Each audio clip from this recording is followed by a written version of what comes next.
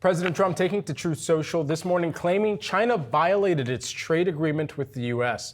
It comes a day after Treasury Secretary Scott Bessent says the stalled trade talks could warrant a call between President Trump and President Xi.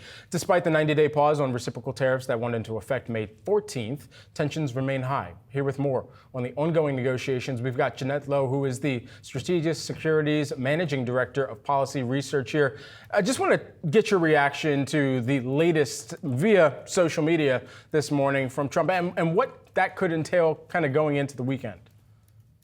Well, thank you for having me. I think one of the things that's interesting is that, we had a court decision on Wednesday night overturning the authority for the president to impose tariffs using national emergencies. Then you did actually get the stay yesterday, and now here you have Trump pressuring China over its deal that they reached to lower tariffs from the really high rates of 125% down to 10% or 30%, depending on which tariffs you're calculating at the time.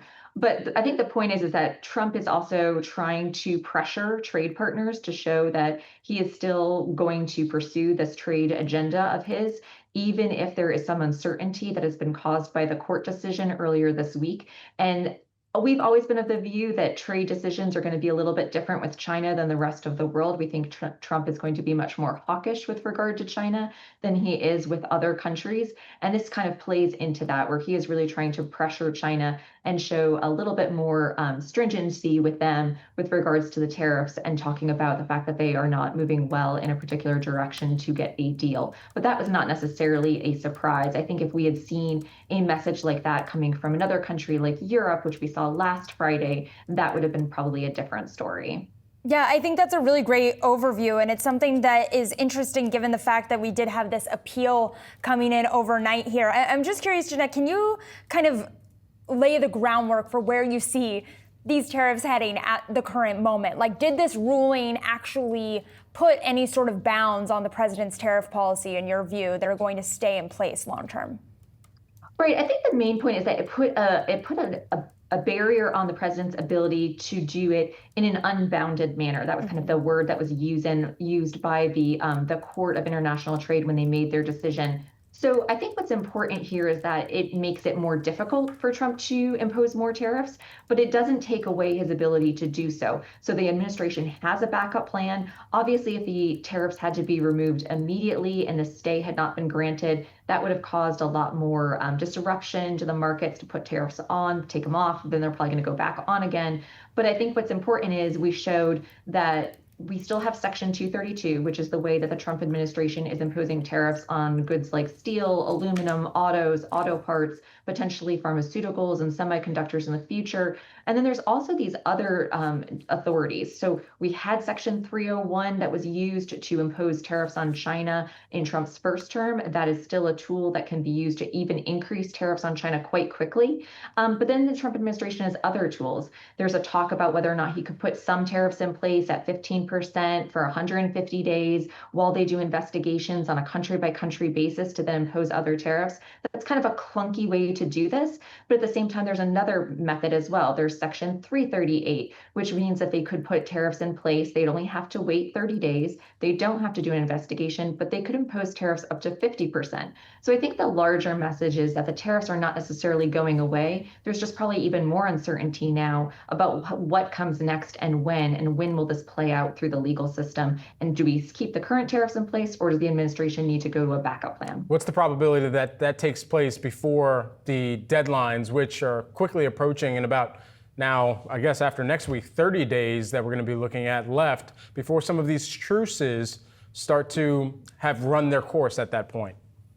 Exactly. I think it's probably, we think this is going to go all the way to the Supreme Court. It seems unlikely that we would have a decision before July 9th. The Court of Appeals is obviously asking for statements from both sides on the motion for a stay. They're expecting to maybe rule on that in mid-June. Now, it's possible, obviously, you could get the Supreme Court to rule before July 9th, but it may not be the case. So that's something we'll definitely have to be on the lookout for. One thing I think would be interesting to watch is, we've only had one deal really so far with the United Kingdom. So the administration is trying to get a lot more of these deals done before July 9th. It's proving to be a lot more difficult than I think maybe they even anticipated. So one thing that would be interesting to watch is what happens at the G7 in mid-June. There was the possibility that maybe we could have a deal with Japan at that point.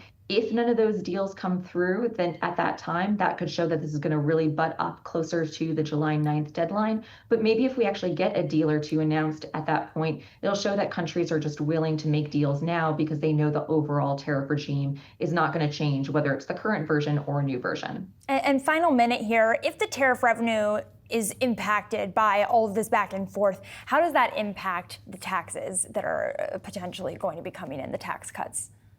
Yeah, I think this is a really good point because the tariff revenue has actually been coming into the US Treasury at quite an accelerated rate over the past couple of weeks. And so what we've seen is that it's about 190 billion on an annualized basis coming into Treasury. So over 10 years, if this were to remain in place, that's $2 trillion of tax revenue or tariff revenue that's coming into the US. Now, obviously, if the tariffs get pulled back and there's a lag time, that would change that trajectory. But this is also not even the full breadth of what the Trump administration was looking to do in terms of tariffs. So tariff revenue does provide a backstop for any deficit increase that may come from the tax and spending bill. If those tariffs were to be pulled off, that would obviously make it the deficit less better from its current trajectory, and it could play into a little bit into Congress's mindset as they continue to finish this bill before July 4th potentially. But now that the tariffs remain in place, I don't think it's really going to have as much of an effect because even though Congress wasn't really thinking about including the tariffs as part of the overall package and then what their revenue would be, it does also keep them in place, which means that right now Congress doesn't have to worry about that revenue stream coming away. But it might be something that they continue to keep about going forward, particularly the fiscal conservatives in the House and Senate would be worried about what that's going to happen to the deficit long term. Jeannette, thank you so much. Really appreciate it. Thank you.